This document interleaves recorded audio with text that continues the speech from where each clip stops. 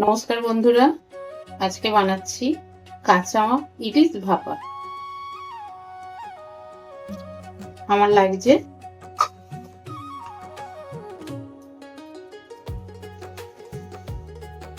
2 চামচ পোস্ত,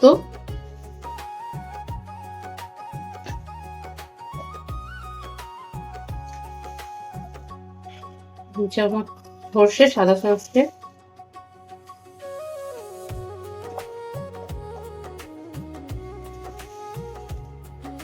2 চামচ কালো সর্ষে,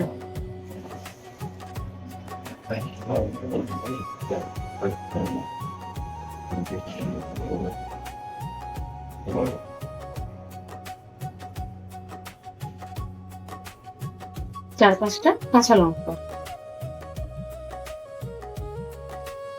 এবার এটা বেটে নেব।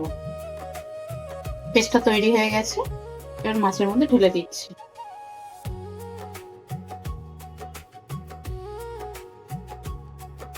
হাফ চামচ হলুদ,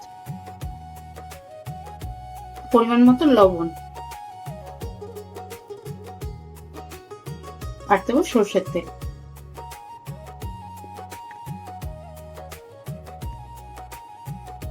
ভালো করে মাখিয়ে আধা ঘন্টার জন্য রেখে দেবো।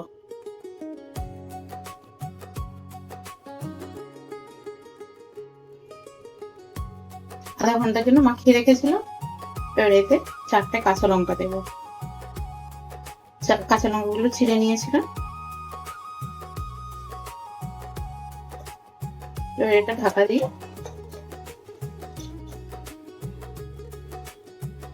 কড়াইতে জল দিয়েছি। এবার এর ভিতরে বসিয়ে দেবো।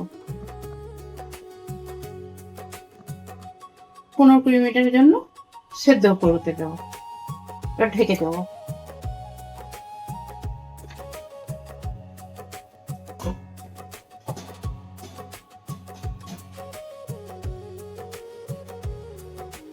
আমার ভাপাটা কমপ্লিট হয়ে গেছে। এবার দেখবো বলে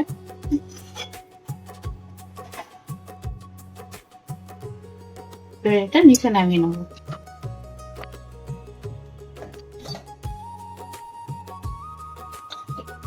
ইলিশ ভাপাটা রেডি হয়ে গেছে। একদম কম সময় এটা রেডি হয়ে যায়, 15 মিনিটের মধ্যে।